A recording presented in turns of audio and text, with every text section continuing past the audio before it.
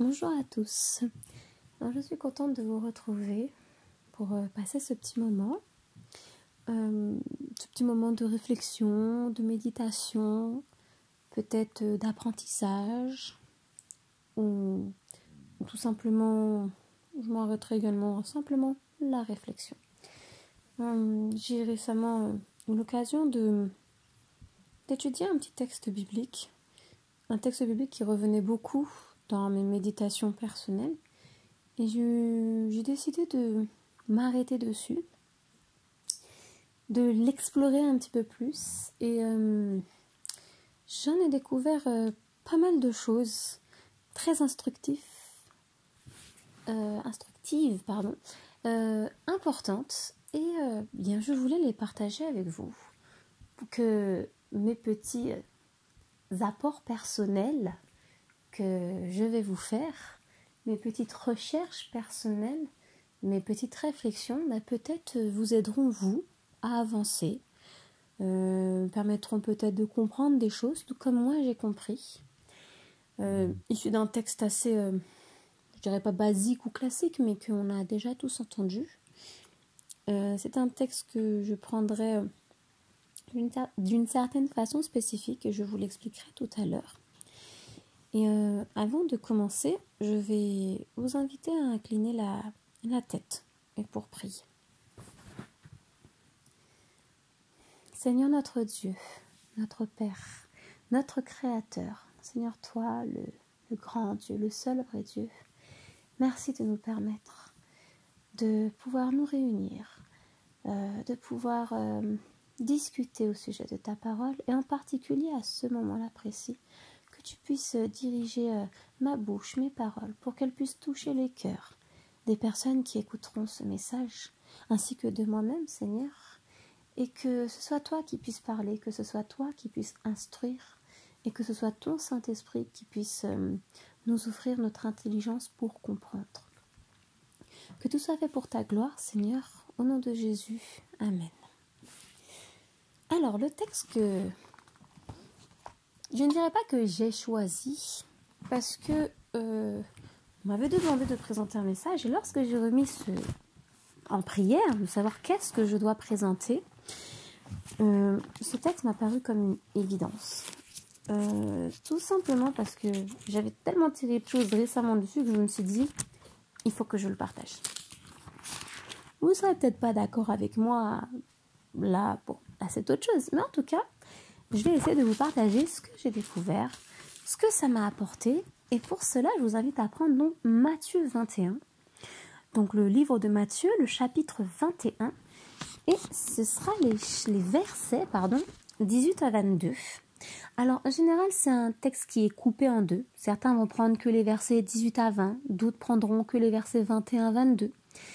Moi, j'ai volontairement choisi de prendre vraiment ces 4-5 versets ensemble, mais qu'on va décortiquer petit par petit, pour une raison spécifique que je vous dirai tout à l'heure, pas tout de suite, parce que ça ira de soi en fait, mais on va y aller petit par petit, parce qu'il y a beaucoup de choses à apprendre dedans, à voir. Et donc Matthieu 21, verset 18 à 22, mais je le reprendrai au verset 17. Donc, verset 17. « Et les ayant laissés, il sortit de la ville pour aller à Béthanie, où il passa la nuit. Le matin, en retournant à la ville, il eut faim. Voyant un figuier sur le chemin, il s'en approcha, mais il n'y trouva que des feuilles. Et il lui dit, que jamais fruit ne naisse de toi. Et à l'instant, le figuier sécha. Les disciples qui virent cela furent étonnés et dirent, comment ce figuier est-il devenu sec en un instant?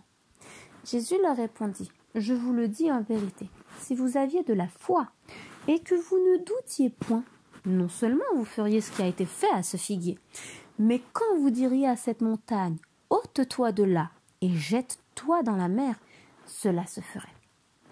Tout ce que vous demanderez avec foi, par la prière, vous le recevrez. Et j'aime bien ce texte. Je ne pense pas être la seule à l'apprécier. Mais en tout cas, la deuxième partie, elle elle est très intéressante. On a l'impression de se sentir pousser des ailes. On se sent presque inarrêtable. Mais avant de passer à cette partie-là, qui pour certains est la plus intéressante, moi je vais m'arrêter à la partie peut-être la moins comprise, la plus étonnante finalement.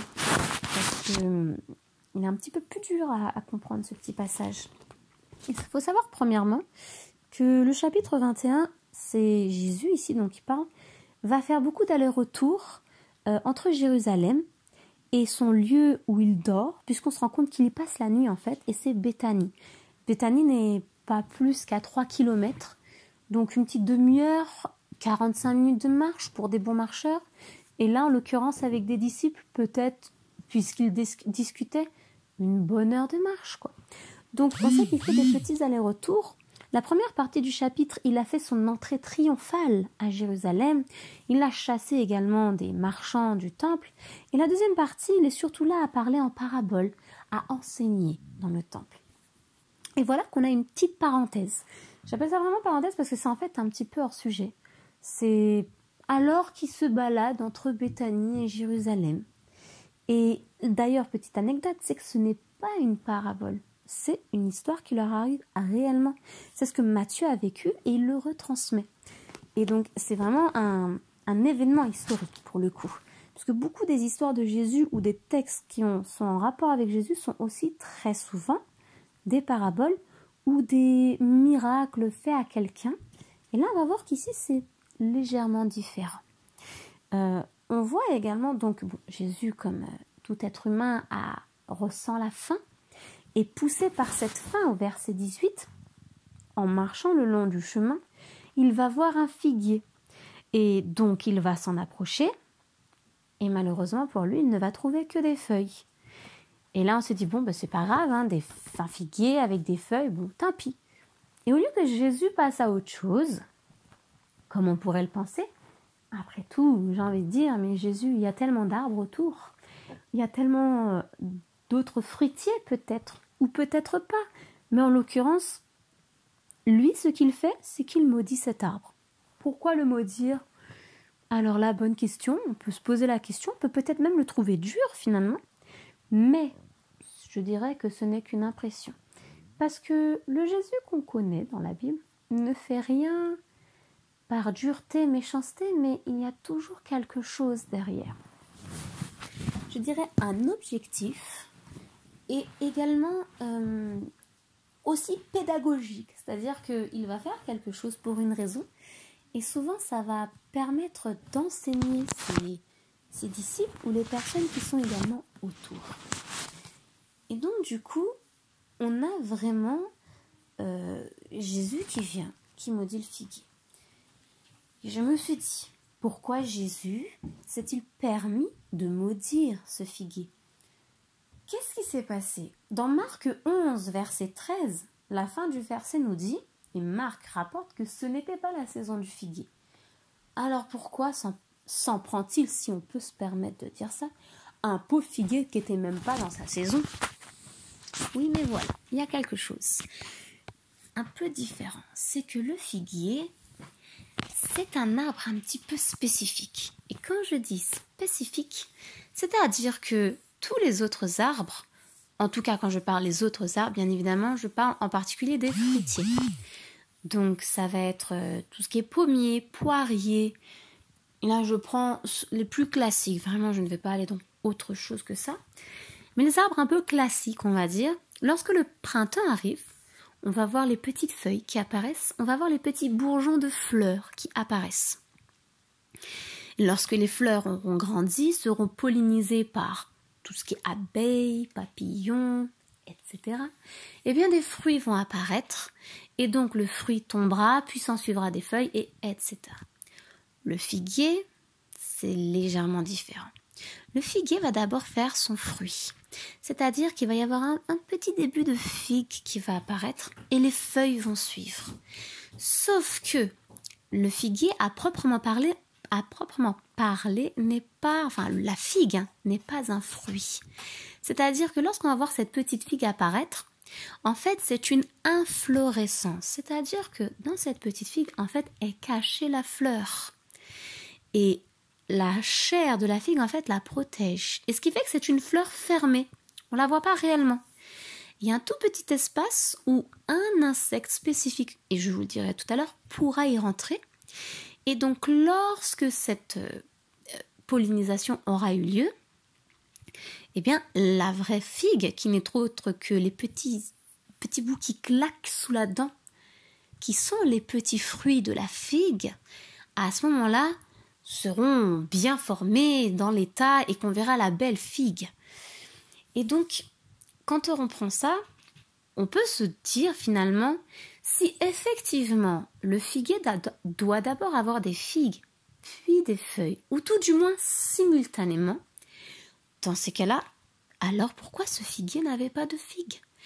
On peut se dire, si ce n'était pas la saison, pourquoi avait-il des feuilles avant ces figues? Et si ça avait été la saison et qu'il n'y avait pas de figues, pourquoi les figues étaient en retard?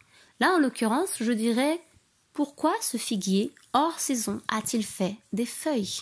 Pourquoi a-t-il fait un peu anarchiquement parlant? Il a fait ce qu'il voulait en fait. Il n'a pas respecté la saison, il n'a pas respecté quoi que ce soit.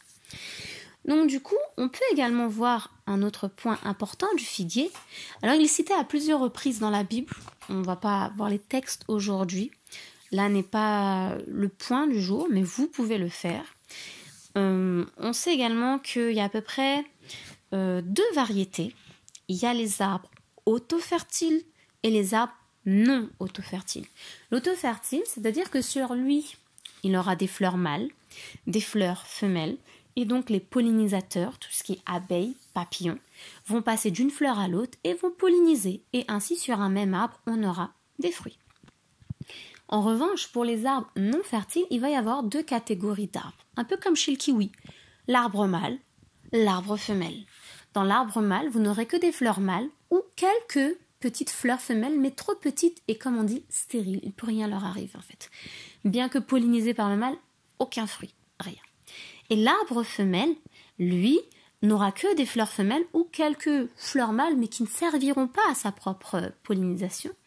Et lorsque les insectes seront passés de la fleur mâle, de l'arbre mâle, à la fleur femelle, de l'arbre femelle, c'est alors que la figue pourra pousser sur cet arbre femelle. D'ailleurs, l'arbre mâle, c'est un arbre sauvage. On le nomme le figuier sauvage ou le caprifiguier. Et si le mot caprifiguier vous parle, c'est que son autre nom, c'est également le figuier du bouc. Tandis que l'arbre femelle, lui, il n'a pas vraiment de nom. On sait juste qu'il est domestique et cultivé. Et que, également, c'est lui qui va avoir les belles figues juteuses qu'on connaît, sucrées et délicieuses. Tandis que l'arbre mâle va avoir des semblants de fruits. Mais puisqu'il n'y aura jamais eu lieu de pollinisation, eh bien, ces fruits tomberont. Et ce seront des fruits un peu informes, spongieux, sans goût, inutiles, si on peut dire, parce qu'ils ne sont pas consommables. Également, ce qui va se passer, c'est que sur cet arbre mâle, il va y avoir un petit animal, un petit insecte qui se nomme le blastophage. C'est une petite guêpe, bien précise de 1-2 mm. Il faut savoir que autant d'espèces de figuiers il y a, autant d'espèces de blastophages il y a. Chaque figuier a son blastophage. Et donc ce petit blastophage, ou je l'appellerai simplement cette petite guêpe, va vivre sur l'arbre mâle. Il va y avoir les œufs qui vont être pondus dedans, donc sur les figues bien évidemment. Les larves vont se développer, les petites guêpes vont apparaître, toute la reproduction va se passer dessus. Et lorsque les femelles auront été remplies d'œufs, pour certaines, puisque d'autres vont les laisser là, elles vont se remplir également du pollen des fleurs mâles. Et alors, elles vont entamer leur petite excursion et elles iront chercher les figuiers femelles ainsi que leurs fleurs femelles. Et ces petites guêpes vont venir polliniser les fleurs femelles. Alors, autant le figuier mâle fait tout le cycle de la guêpe dessus, autant le figuier femelle, c'est un petit peu différent. Ce sont des petites guêpes qui vivent en symbiose avec la figue. C'est-à-dire que cette guêpe a besoin du figuier pour que son processus de vie, tout se développe. Et le figuier a besoin de cette petite guêpe parce que sinon, à moins que l'homme vienne y mettre sa main, mais dans la nature, c'est un peu plus compliqué. Et donc, pour que l'un et l'autre puissent se reproduire, se rester, on va dire, là, pour pas qu'ils s'éteignent, qu'ils disparaissent, ils ont besoin l'un de l'autre. Et donc, ils vivent en symbiose. Une symbiose, c'est une association intime, biologique, durable et réciproquement profitable entre deux organismes vivants. Alors, des fois, ce ne sera pas toujours profitable aux deux.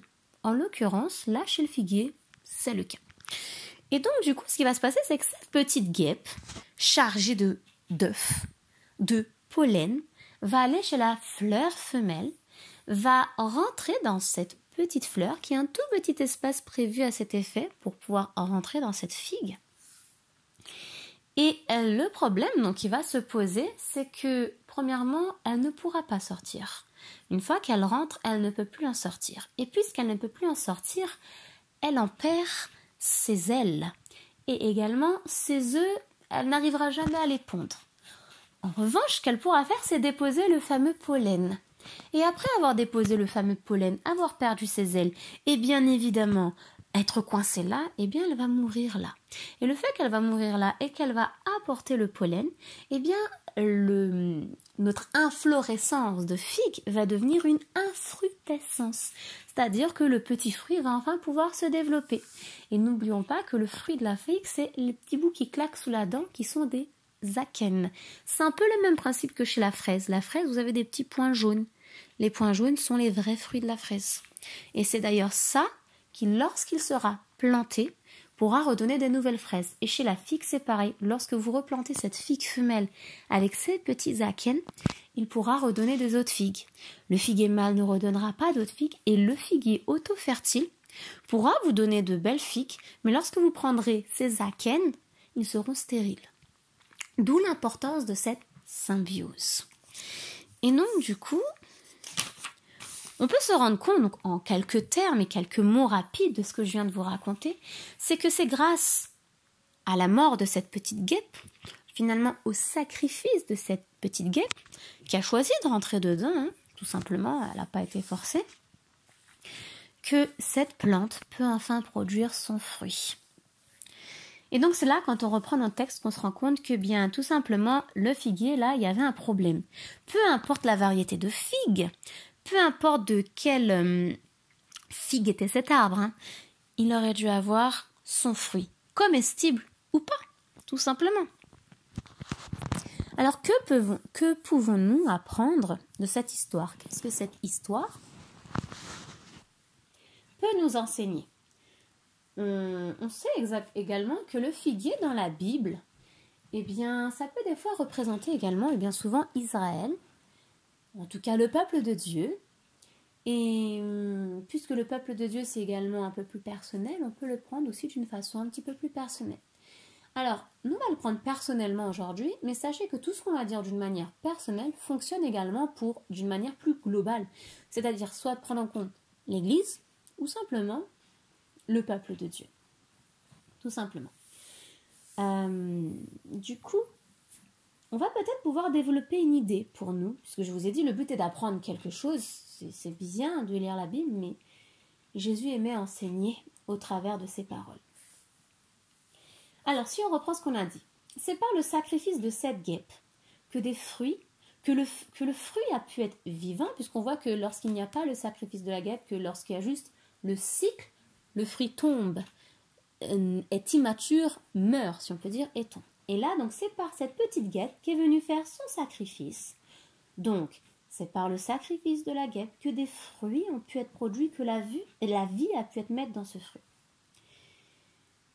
Je me suis posé la question à quel genre de figuier on pourrait se comparer. Est-ce que l'auto-fertile pourrait se rapprocher pourrait nous apprendre en tout cas quelque chose, mais bon, pas vraiment. Je me suis demandé est-ce qu'on pourrait se comparer peut-être au figuier mâle, au figuier femelle, quant à leurs caractéristiques. On sait que le figuier mâle n'a pas de bons fruits, c'est spongieux, inconsommable. Le figuier femelle, lui, il a des fruits bons, sucrés, riches avec plein d'éléments, potassium, fer, etc. Le figuier mâle n'a pas vraiment besoin de la guêpe. Il l'a fait héberger sur elle, mais sans plus. Et en revanche, le figuier femelle a besoin de la guêpe. Et alors je me suis dit également, si on peut se comparer à un figuier femelle, pourquoi nous on aurait besoin d'une petite guêpe? Comprenez bien, je parle en image, hein. Bien évidemment, nous ne sommes pas des figuiers, on n'a pas besoin de guêpe. Mais si on le remettait dans des images, tout simplement, de quel genre de guêpe on aurait besoin? Est-ce qu'on aurait besoin d'une guêpe? Ou plutôt, si vous m'avez bien suivi, aurions-nous besoin de cet être, puisque la guêpe est un petit être vivant, hein, c'est un insecte, donc aurions-nous besoin de ce petit être, ou de cet être tout court, qui vient se sacrifier pour nous, et qui nous permet au travers de ce sacrifice d'avoir la vie et de produire du fruit. Comme je vous l'ai dit, c'est une image. Mais si on la remet bibliquement parlant, cette petite image, question d'un sacrifice, de vie, de fruits, peut-être que ça vous commence à vous parler un petit peu plus. En tout cas, moi, en redécouvrant ce texte, et surtout en m'arrêtant sur ce figuier, moi, ça m'est venu à l'esprit tout de suite en me disant, mais j'ai l'impression qu'on me parle de Jésus, là. C'est Jésus qui a choisi de rentrer dans cette... tout comme la guêpe a choisi de rentrer volontairement dans cette figue et de faire tout ce qu'elle a fait, Jésus a choisi volontairement de quitter le ciel, de venir sur notre terre, de faire son sacrifice, et qu'au travers de son sacrifice, nous puissions avoir la vie, parce que nous étions condamnés en fait. Si Jésus n'avait pas fait son sacrifice, on aurait vécu, on serait mort, terminé, jugement de Dieu, exterminé, terminé notre histoire. Et là, Jésus est venu sur terre, a laissé le ciel, a laissé son Père et a fait ce sacrifice volontairement. On sait que c'est lui qui a choisi de le faire et qu'au travers donc de ce sacrifice, nous avons la vie et nous pouvons produire du fruit. N'oublions pas également, donc comme ce qu'on a dit, la petite guêpe, en rentrant dans la fleur, a perdu ses ailes. Et n'oublions pas que Jésus, en rentrant dans notre monde, a dû se dépouiller de sa forme divine et a pris notre forme humaine. Et que, bien que la guêpe a perdu ses ailes, sa capacité de voler, mais n'a pas perdu sa fonction de pollinisatrice, il en est de même pour Jésus. Bien que Jésus a perdu son apparence divine et est venu prendre notre apparence, il n'a pas perdu sa fonction salvatrice. Et donc, pour cela, on va lire un petit texte, puisque justement, en découvrant toute cette histoire, il y a un texte qui m'est venu à l'esprit et qui était tellement à propos. C'est Philippiens 2. Alors, j'avais noté au début les versets 7, 8, mais on peut toujours repartir au verset 5 pour commencer. Philippiens 2, à partir du verset 5 au verset 8. Ayez en vous les sentiments qui étaient en Jésus-Christ, lequel, existant en forme de Dieu, n'a point regardé comme une proie à arracher d'être égal avec Dieu, mais s'est dépouillé lui-même en prenant une forme de serviteur, en devenant semblable aux hommes et en ayant paru comme un simple homme. Il s'est humilié lui-même, se rendant obéissant jusqu'à la mort, même jusqu'à la mort de la croix. Et le verset 9 terminera par « C'est pourquoi aussi Dieu l'a souverainement élevé, lui a donné le nom qui est au-dessus de tout nom. » Contrairement à la guêpe, la petite guêpe, elle est venue, elle a fait son sacrifice, elle est restée là parce que c'est une guêpe. Mais Jésus, lui, on sait qu'après son sacrifice, il est retourné auprès de Dieu, il a été élevé. Et on nous parle même de serviteur. C'est vraiment un choix de venir se dépouiller, de venir nous servir, de nous sauver. Alors pour continuer, il y a également un autre petit texte dans Matthieu 7, versets 15 à 19. Matthieu 7. Donc Matthieu 7, 15 à 19. Gardez-vous des faux prophètes. Ils viennent à vous en vêtements de brebis, mais au-dedans ce sont des loups ravisseurs. Vous les reconnaîtrez à leurs fruits. Cueille-t-on des raisins sur des épines ou des figues sur des chardons? Tout bon arbre porte de bons fruits, mais le mauvais arbre porte de mauvais fruits. Un bon arbre ne peut porter de mauvais fruits, ni un mauvais arbre porter de bons fruits. Tout arbre qui ne porte pas de bons fruits est coupé et jetés au feu. C'est donc à leurs fruits que vous les reconnaîtrez. Et donc finalement, si on en revient un petit peu à tout à l'heure, pourquoi Jésus se permet de maudire ce figuier? C'est que ce figuier avait fait ce qu'il avait envie. Il n'avait pas produit le fruit, il avait fait la feuille au mauvais moment, il n'avait pas fait ce qu'il fallait, il était inutile. Et tout simplement, dans ces cas-là, on les jette en fait. Il en est je dirais pas qu'il en est un peu pareil des personnes, mais je dirais que on va voir plus tard qu'on va pouvoir le montrer à une histoire de Jésus, en tout cas, qui va en reparler d'une autre façon. Alors du coup, si on a compris qu'au travers du petit sacrifice de cette guêpe, la vie est donnée, des fruits sont produits. Pareil pour nous, au travers du fait, donc du sacrifice de Jésus, nous avons la vie. Nous avons dit également qu'il y a du fruit qui est produit. On peut se demander quel est donc le fruit qui est produit en nous, puisque on parle en image depuis tout à l'heure. Alors moi, bien évidemment, avant même qu'on parle de quoi que ce soit, vous me parlez de Bible, vous me parlez de fruits, ça a forcément fait écho dans ma tête, un fruit de l'esprit, tout simplement. Et on verra tout à l'heure, là, est-ce que ça va correspondre? En tout cas, on va déjà s'arrêter aux fruits que la Bible parle. Et donc, on a Galates 5, versets 22 à 24. Mais le fruit de l'esprit, c'est l'amour, la joie, la paix, la patience, la bonté, la bénignité, la fidélité, la douceur, la tempérance. Ceux qui sont à Jésus-Christ ont crucifié la chair avec ses passions et ses désirs. Si nous vivons par l'esprit, marchons aussi par l'esprit. Ne cherchons pas une vaine gloire en nous provoquant les uns les autres, en nous portant envie les uns les autres. Et je me suis posé la question alors, donc ça c'est, c'est les fruits de l'esprit, mais on nous dit qu'ils ont crucifié la chair, les désirs. Donc ce serait peut-être d'autres genres de fruits. On va mettre ça de côté aussi, mais on va quand même aller les regarder.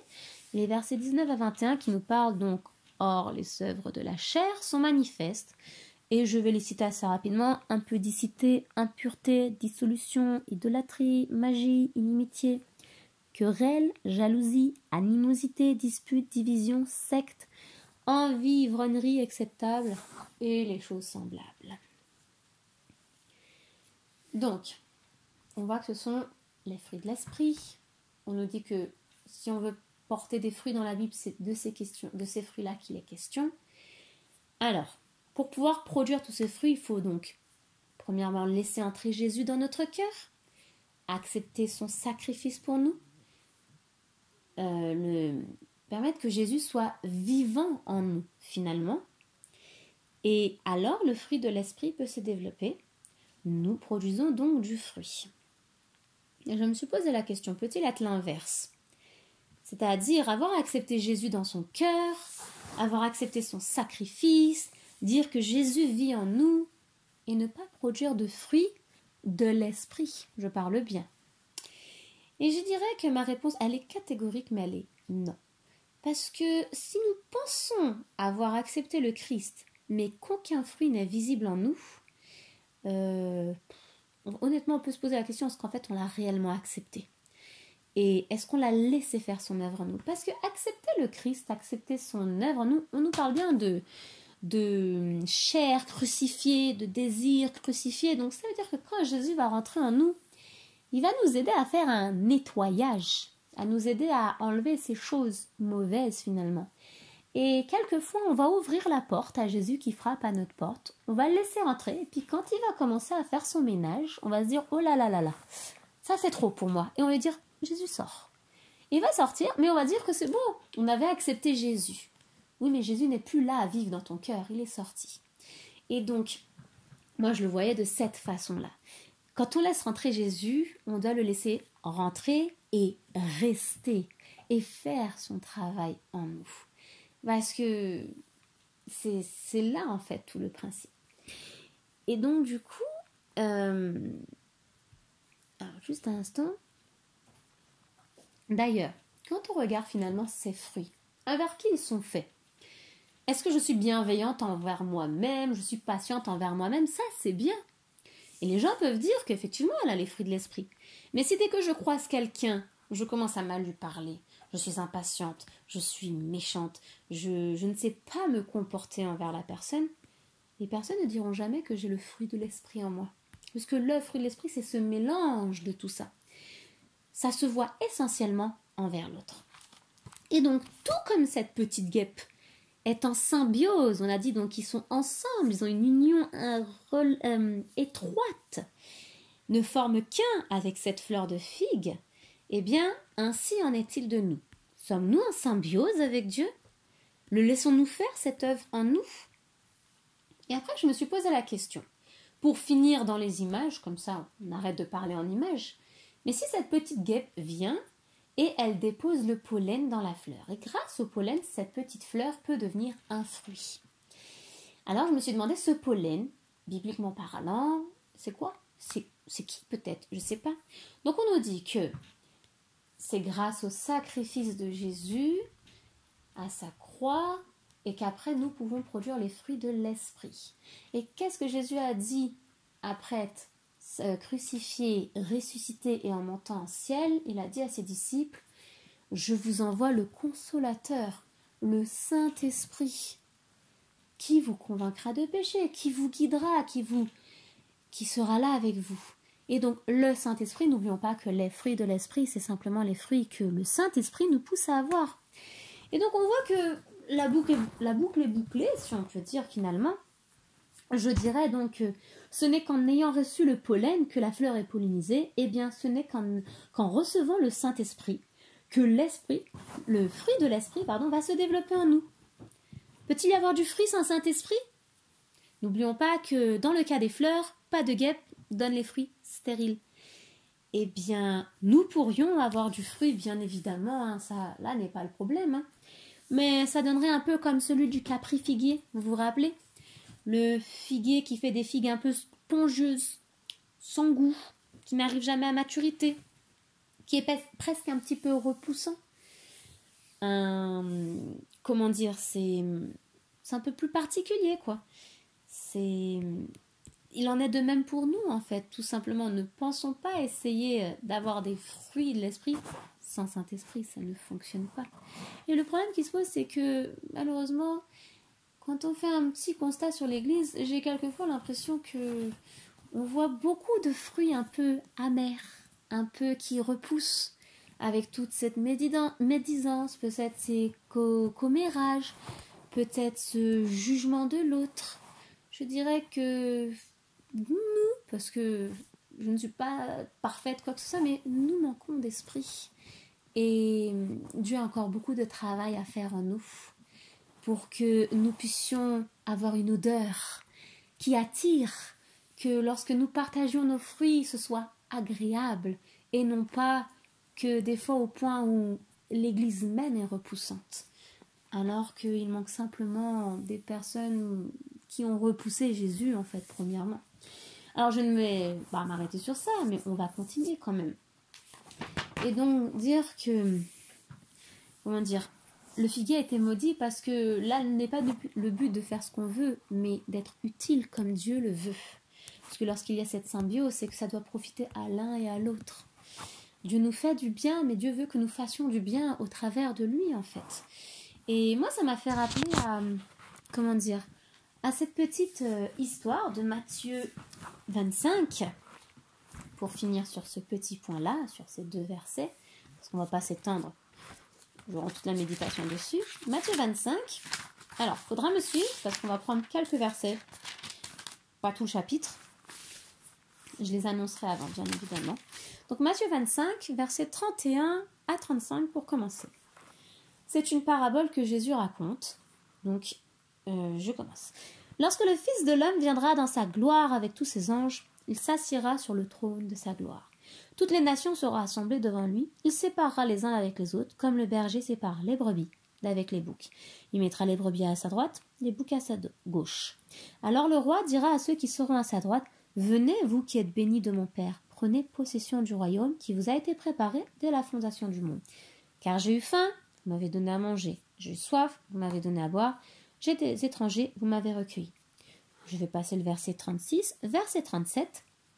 Les justes lui répondront. « Seigneur, quand avons-vous vu... » Alors, je recommence. « Quand t'avons-nous vu avoir faim et t'avons-nous donné à manger? Ou avoir soif et t'avons-nous donné à boire? Etc. Puisque ce sont toujours les mêmes choses qui se répètent. Et moi, j'irai plus au point que le roi leur répondra au verset 40. Je vous le dis en vérité, toutes les fois que vous avez fait ces choses à l'un de ces plus petits de mes frères, c'est à moi que vous les avez faites. Et ensuite, il dira à ceux qui sont à sa gauche, retirez-vous de moi, maudits, allez dans le feu éternel qui a été préparé pour le diable et pour ses anges. Car j'ai eu faim, vous ne m'avez pas donné à manger, j'ai eu soif, vous ne m'avez pas donné à boire, etc.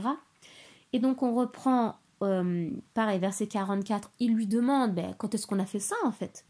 Et donc, versets 45 et 46, il leur répondra, je vous le dis en vérité, toutes les fois que vous n'avez pas fait ces choses à l'un de ces plus petits, c'est à moi que vous ne les avez pas faites. Et ceux-ci iront au châtiment éternel, mais les justes à la vie éternelle. Je ne sais pas si vous avez remarqué, mais il est question de maudits, de justes, de boucs, de brebis, de bonnes actions envers des personnes qui sont finalement répercutées directement à Dieu. Et alors moi, ça m'a un petit peu parlé de ce qu'on a parlé tout à l'heure. Si vous vous rappelez, le figuier a été maudit. Si vous vous rappelez, on a dit qu'il y avait deux genres de figuiers. L'un qui était le figuier mâle, qui était le caprifiguier, le figuier du bouc, qui avait de mauvais fruits, qui finalement était stérile, donc ne produisait pas ce qu'il fallait et était bien souvent tombait quoi. Et de l'autre côté, on avait le figuier femelle qui avait des bons fruits, qui étaient cultivés, non pas sauvages comme l'autre, et qui avait besoin de la petite guêpe pour vivre avec en symbiose. Et quand on reprend les boucs et les brebis, tout berger vous expliquera que un bouc, une chèvre, peut vivre sans l'homme. Ils peuvent faire des petits troupeaux dans la nature, ils peuvent vivre en sauvage, en troupe sauvage.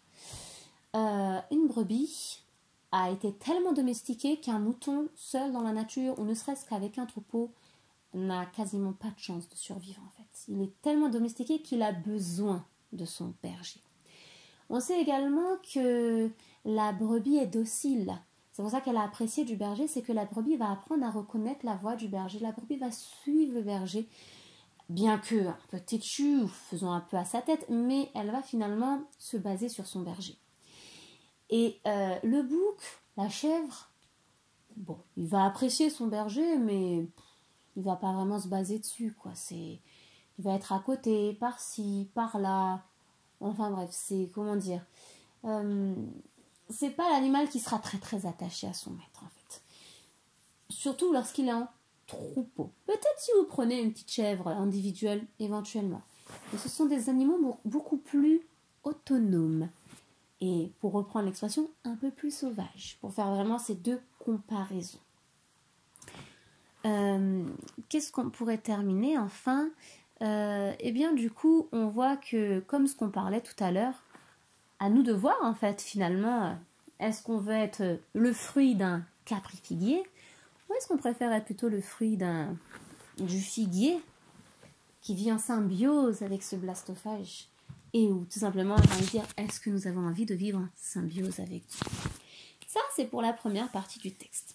Alors, pourquoi je les ai mises ensemble? Parce que certaines personnes vont séparer ces deux textes. Et je le faisais aussi avant. Mais je regardais un peu de plus près, je me suis dit que si Matthieu les a mis ensemble, collés, et bien que Marc les ait séparés, mais est également lié à ça, puisque c'est Pierre qui rappelle l'histoire du figuier et que Jésus à ce moment-là intervient, peu importe finalement dans quel ordre ça a été mis, mais c'est tout de même lié. Et si c'est lié, c'est qu'on doit tirer quelque chose de l'un et de l'autre. Le deuxième bout du texte, donc je vais revenir sur Matthieu 21, quelques chapitres avant. Matthieu 21, donc les versets 21 à 22, Jésus leur répondit, « Je vous le dis en vérité, si vous avez de la foi et que vous ne doutiez point, non seulement vous feriez ce qui a été fait à ce figuier, mais quand vous diriez à cette montagne, ôte-toi de là et jette-toi dans la mer, cela se ferait. Tout ce que vous demanderez avec foi par la prière, vous le recevrez. » Et alors là, des fois, quand on voit ce texte, on a l'impression qu'on nous donne une lampe de génie entre les mains et on a juste à frotter. Vous savez, un peu comme dans les contes orientaux, on a juste à frotter, il y a le génie qui sort et qu'est-ce que tu désires et je veux ça et pouf, la chose est là. Je dirais que c'est une façon un peu simpliste de voir les choses et que si on a dit que c'était lié, il y a une raison un petit peu plus particulière. Ce texte-là, on peut également le lire avec Matthieu 17, verset 20, où les disciples de Jésus ont essayé d'enlever un démon, un jeune homme, jeune enfant, je ne sais pas trop exactement l'âge, et ils n'ont pas réussi. Alors le papa revient voir Jésus en disant il est toujours possédé en fait. Et là Jésus s'énerve un petit peu en disant qu'il leur donnait quelques remontrances. Et lorsque les disciples vont lui demander finalement mais pourquoi on n'a pas réussi à le faire? Donc au verset 20 de Matthieu 17, Jésus va leur répondre. C'est à cause de votre incrédulité, leur dit Jésus. Je vous le dis en vérité, si vous aviez de la foi comme un grain de sénévé, vous diriez à cette montagne, transporte-toi d'ici là. Et elle se transporterait. Rien ne vous serait impossible. Mais cette sorte de démon ne sort que par la prière et par le jeûne. Alors, on voit qu'il y a à nouveau cette histoire de montagne qui doit se transporter. Donc les disciples, ce n'était pas la première fois qu'ils entendaient cette histoire de montagne. Ça faisait déjà plusieurs fois. On voit qu'il les compare également au fait que vous devez juste avoir une foi d'un grain de sénévé. C'est l'un des plus grands arbres avec la plus petite graine. Bien que ce n'est pas le plus grand arbre. Mais c'est une petite graine qui va donner un arbre immense. Et donc Dieu ne nous demande pas d'avoir une foi de la taille d'une montagne, il nous demande d'avoir une foi de la taille d'un petit grain de moutarde, de sénévé. Et pour ceux qui ont déjà eu l'occasion d'en avoir, parce que j'ai eu l'occasion d'en acheter et de me les mettre devant les yeux pour me rappeler justement quel genre de foi je dois avoir, c'est minuscule. C'est extrêmement minuscule, je dirais de la taille d'un grain de beauté, peut-être un petit peu plus gros, quoi, pas plus. Et donc, on voit que dans ces deux textes, donc, il est question de foi, mais la foi doit être suivie toujours du principe qu'on ne doit pas être incrédule, qu'on ne doit pas douter. Comme dirait le texte d'Hébreu, or, la foi, c'est une ferme assurance des choses qu'on espère, une démonstration de celles qu'on ne voit pas. Hébreu 11, verset 1. Donc, c'est-à-dire qu'on doit avoir cette foi et cette ferme assurance, et pas douter. Et donc, on voit que c'est toujours ensemble. Ça se suit. Et alors, je me suis demandé, donc, dans ces cas-là, comment on pourrait appliquer tout ça dans notre vie? De quelle façon on pourrait dire qu'on n'est pas hors contexte? Avec quoi on peut le lier, ce texte? De quelle façon on peut le vivre dans notre vie? Parce que si Jésus l'a dit, c'est qu'il veut qu'on le fasse. Et non pas juste pour faire joli. Alors, si on reprend un petit peu par rapport à ce qu'on a dit tout à l'heure, je pense que pour que ces paroles de Jésus puissent s'appliquer dans notre vie, eh bien l'image du figuier fertile, bon, doit être premièrement en nous. Ce n'est que lorsque Jésus vit en nous, au travers de son Saint-Esprit, que nous n'avons pas, comme on a dit tout à l'heure, on a juste hébergé la bonne nouvelle, on connaissait par cœur tous les livres, on savait réciter les prophéties, on savait tout expliquer, mais que nous n'avons jamais vécu cette parole, nous n'avons jamais, comme dirait le texte, c'est Christ qui vit en moi, mais qu'on a juste retransmis, un peu comme le figuier qui juste a laissé vivre la petite guêpe sur lui. Donc nous on a laissé tout ça passer sur nous, mais on ne se l'est jamais vraiment approprié. Et donc je pense que voilà, nous devons vivre cette parole et nous devons donc être en symbiose avec Christ et que ses fruits se manifestent en nous. Et à ce moment-là, donc comme je citais Galates 2 verset 20, que Paul dit « J'ai été crucifié avec Christ, et si je vis, ce n'est plus moi qui vis, c'est Christ qui vit en moi. Si je vis maintenant dans la chair, je vis dans la foi au Fils de Dieu, qui m'a aimé et qui s'est livré lui-même pour moi. » On en revient également au texte de Philippiens 2, si vous vous rappelez tout à l'heure qu'on avait dit, mais cette fois j'aimerais le prendre, pas les versets 5 à 8, mais le début, 2 à 5. Donc Philippiens 2 à 5 qui nous dit, un nouveau Paul qui parle, bien sûr, « Rendez ma joie parfaite, ayant un même sentiment, un même amour, une même âme, une même pensée. Ne faites rien par esprit de parti ou par vaine gloire, mais que l'humilité vous fasse regarder les autres comme étant au-dessus de vous-même. Que chacun de vous, au lieu de considérer ses propres intérêts, considère aussi ceux des autres. Ayez en vous les sentiments en Jésus-Christ. » Ne pas considérer ses propres intérêts, considérer ceux des autres. Avoir les sentiments de Jésus. D'ailleurs, quels sentiments? Ceux qu'il a eus sur terre. donc ceux qu'il a eu durant son ministère, et qui étaient liés au fait qu'il guérissait les malades, qu'il rendait la vue aux aveugles, qu'il enseignait ses disciples et la foule, qu'il donnait de la considération à ceux qui avaient été bannis, chassés, à tous ces lépreux, par exemple, qui étaient complètement exilés et qui leur a redonné une certaine confiance en eux et le fait juste de retrouver la société. Il leur a simplement témoigné de l'amour. Et puisque c'est Jésus, selon les personnes, les situations, les besoins, il a su adapter les différentes facettes de l'amour dont ces personnes avaient besoin. Donc il n'a simplement fait rien d'autre que d'exprimer les différentes facettes du fruit de l'esprit. Puisqu'on sait que les fruits de l'esprit sont des facettes de l'amour, tout simplement. De quelle façon on va témoigner de l'amour envers quelqu'un. On ne va pas la faire de la même façon selon telle et telle circonstance, tout simplement. En d'autres termes, et plus simplement, il œuvrait pour Dieu. D'ailleurs, alors là je n'ai pas la citation en tête, mais on sait que Paul parle du principe que certains disent qu'ils ont la foi sans les œuvres, d'autres disent qu'ils ont les œuvres sans la foi, mais Paul dit lui-même que la foi sans les œuvres est morte, et inversement, il faut qu'il y ait la foi et les œuvres. Et Jésus, dans son ministère, dans ses sentiments, dans ses actions, eh bien, cherchait toujours à glorifier Dieu. Et je dirais que pour chercher à comprendre comment on peut déplacer des montagnes, eh ben c'est ce premier objectif pour nous. On doit toujours chercher à glorifier Dieu. C'est ce qui doit nous inspirer.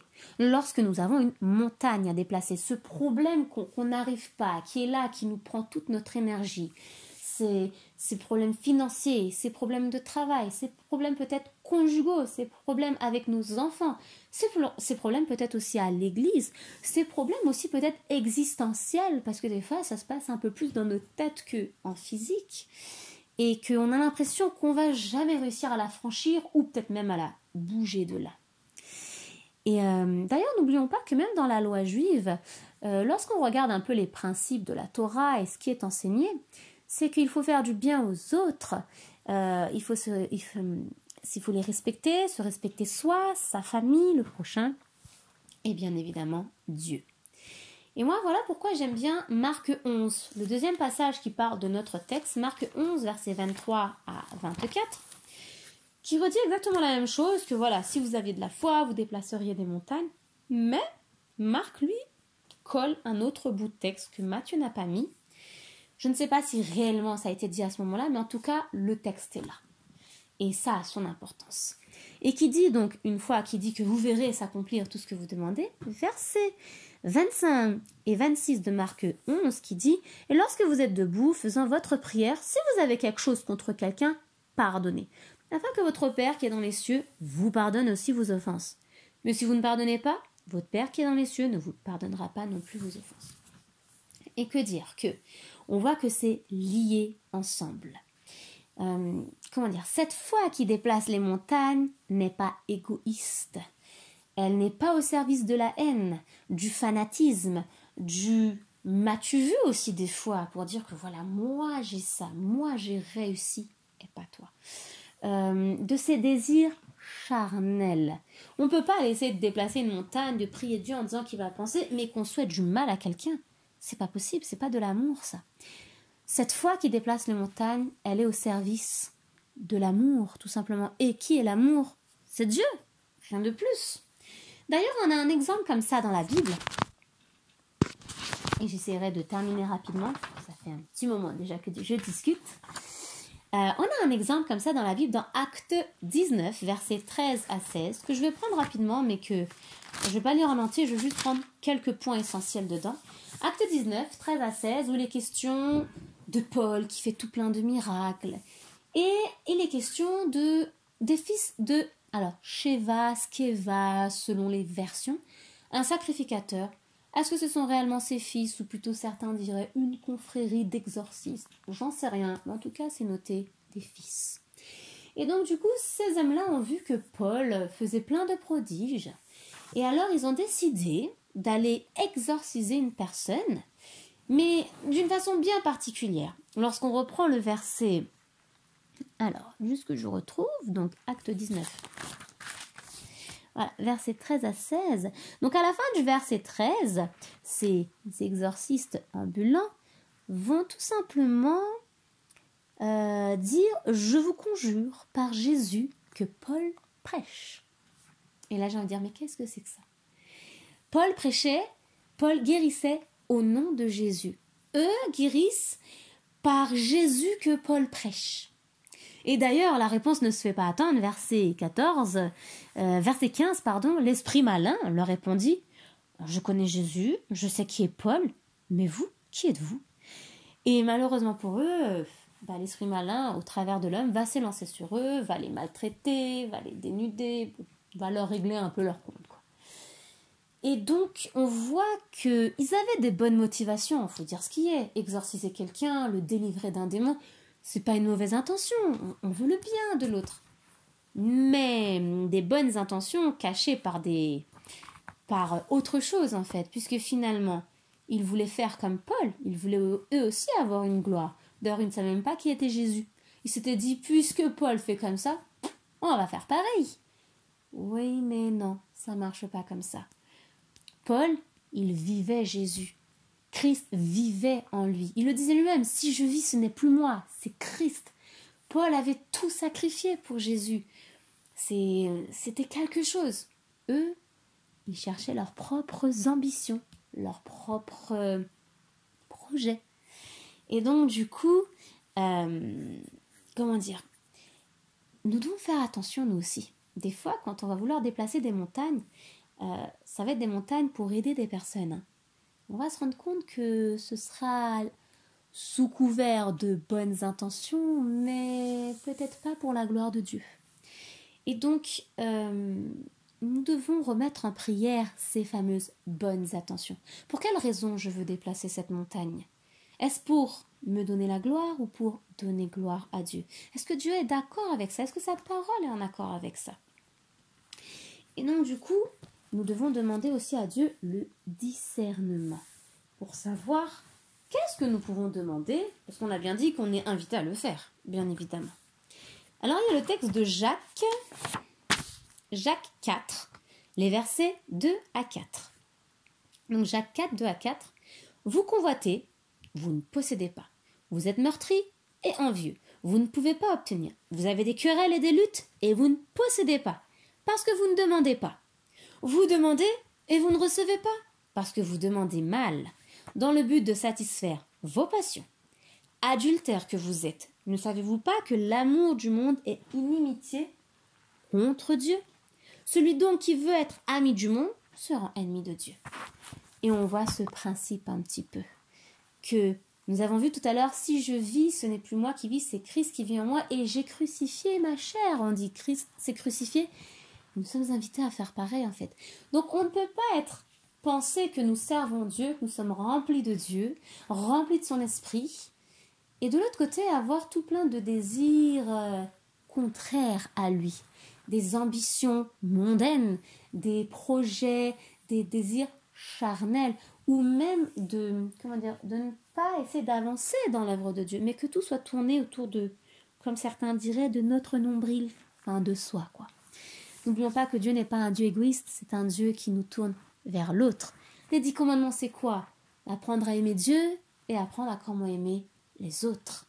Et au travers de ça, on s'aime aussi, mais c'est un bonus en plus, on ne va pas s'arrêter sur ça en priorité. Alors, je reviens juste à ma petite page avant. Et donc, alors je vais vous lire quelques versets pour pouvoir arriver à notre conclusion. Des versets qui parlent à peu près tous la même chose et qui pourront nous donner notre conclusion. Je vais vous lire le verset et je vous donnerai la référence à la fin si vous voulez noter les références. Ce sera plus facile. Alors, nous avons auprès de lui cette assurance que si nous demandons quelque chose selon sa volonté, il nous écoute. Et si nous savons qu'il nous écoute, quelque chose que nous demandions, nous savons que nous possédons la chose que nous lui avons demandée. 1 Jean 5, verset 14 à 15. Alors, je ne les ai pas tous pris, bien évidemment, j'en ai pris quelques-uns. Il y en a un autre qui nous dit « En vérité, dit Jésus, je vous le dis, celui qui croit en moi fera aussi les œuvres que je fais, et il en fera de plus grandes, parce que je m'en vais au Père. Et tout ce que vous demanderez en mon nom, je le ferai, afin que le Père soit glorifié dans le Fils. Si vous m'aimez, gardez mes commandements. Donc ça, c'était Jean 14, versets 12 à 14, et le dernier bout, c'était le verset 16. Alors ça, c'est l'avant-dernier texte maintenant.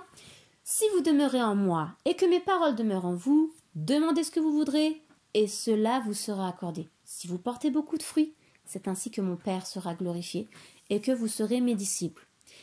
Ce n'est pas vous qui m'avez choisi, mais moi je vous ai choisi et je vous ai établi afin que vous alliez et que vous portiez du fruit et que votre fruit demeure afin que ce que vous demandiez au Père en mon nom, il vous le donne. Jean 15, les versets 7, 8 et le verset 16. Et pour les citations, je finirai donc sur le dernier texte qui se trouve, alors lui je vais le prendre dans ma Bible directement, parce que ceux-là je les avais notés, mais lui il est un petit peu plus long. Alors on va le lire. Légèrement après, donc 1 Jean 3, les versets 21 à 24. Bien-aimés, si notre cœur ne nous condamne pas, nous avons de l'assurance devant Dieu. Quoi que ce soit que nous demandions, nous le recevons de lui parce que nous gardons ses commandements et que nous faisons ce qui lui est agréable. Et c'est ici son commandement, que nous croyions au nom de son Fils Jésus-Christ et que nous nous aimions les uns les autres, selon le commandement qu'il nous a donné. Celui qui garde ses commandements demeure en Dieu et Dieu en lui, et nous connaissons qu'il demeure en nous par l'Esprit qu'il nous a donné. Il est encore question de la foi, il est encore question d'aimer les autres, de faire les œuvres pour les autres. C'est toujours la même chose. Si nous voulons déplacer des montagnes, pouvoir parler d'une façon, si on peut dire, autoritaire au nom de Jésus, c'est pas de n'importe quelle façon. Ne nous attendons pas à penser que nous connaissons qui est Dieu, nous connaissons qui est Jésus, nous avons accepté Jésus. Mais il n'y a aucun fruit de l'Esprit présent en nous, ou alors peut-être un ou deux de temps en temps, et que nous, de cette façon, nous allons pouvoir aller faire comme ce qu'ont fait les apôtres, ou comme ce qu'a fait Jésus, de dire, de faire des choses incroyables, ou des choses même plus simples, j'ai envie de dire. Si j'ai lié ces deux textes ensemble, c'est que l'un ne va pas sans l'autre. Pour que toutes ces choses-là puissent être mises ensemble, c'est que nous devons avoir accepté Jésus, avoir accepté son sacrifice, que Jésus vive en nous, que, que ses fruits soient produits en nous et que nous répandions ces fruits. Et vous vous rendrez compte que bien souvent, lorsqu'on va marcher de cette façon-là, les montagnes qu'on va demander à Dieu de déplacer, ce ne sera pas les nôtres. Ce sera souvent ceux pour un tel, par amour justement pour un tel. Ce sera de demander à Dieu de guérir cette personne, de demander à Dieu de donner du travail pour cette personne, de demander à Dieu la réconciliation du couple ou de la dispute qu'il y a eu avec d'autres personnes. Ce sera plus tourné vers les autres. Et bien évidemment, tout comme je l'ai expérimenté, Dieu viendra aussi nous voir pour nous dire que tiens, tu n'avais pas vu cette montagne devant tes yeux, maintenant il faut la déplacer. Donc, c'est ce principe de marcher ensemble avec Dieu, d'être en symbiose avec Dieu. Qu'on puisse le laisser faire son œuvre en nous, qu'on soit ce fruit d'une bonne odeur autour de nous, et non pas qu'on soit repoussant. Et que lorsqu'on sera amené à déplacer des montagnes, mais qu'on puisse le faire et qu'on en ait l'assurance, tout comme Élie connaissait tellement bien qui était Dieu, qui ne faisait pas des journées et des journées de demande auprès de Dieu de savoir est-ce que je dois faire ça, est-ce que je dois pas faire ça, mais que lorsque quelqu'un l'importunait, il savait exactement comment lui répondre et que Dieu agissait tout de suite. J'ose espérer que nous pourrons avoir un jour cette relation comme Élie, d'être en lien intime avec Dieu, de connaître qui est Dieu, de savoir qu'est-ce que Dieu aime, qu'est-ce que Dieu n'aime pas, tout simplement. Et que Dieu puisse se servir de nous pour pouvoir déplacer des montagnes. Parce que n'oublions pas que Dieu peut tout faire. Mais avant de tout faire, au travers de nous, il veut d'abord nous changer, nous arranger et surtout nous nettoyer. Parce que le péché nous a bien amouchés. Alors si je peux vous laisser une phrase pour aujourd'hui, c'est que assurons-nous d'être en symbiose avec Dieu. Et lorsque Dieu nous aura convaincus des montagnes que nous devons affronter, enlever, ne lâchons pas l'affaire. Même lorsque tout semblera ne pas marcher tout de suite, lorsque tout le monde nous dira que c'est pas possible, Dieu agira en son temps, mais il le fera des fois tout de suite. Et pour d'autres situations, un petit peu plus lentement, parce qu'il y a d'autres choses qui sont en lien avec. Voilà, j'espère que vous avez pu apprendre de nouvelles choses et que ça a pu vous enrichir, que Dieu a pu vous bénir au travers de ce message. Voilà, bonne journée à vous.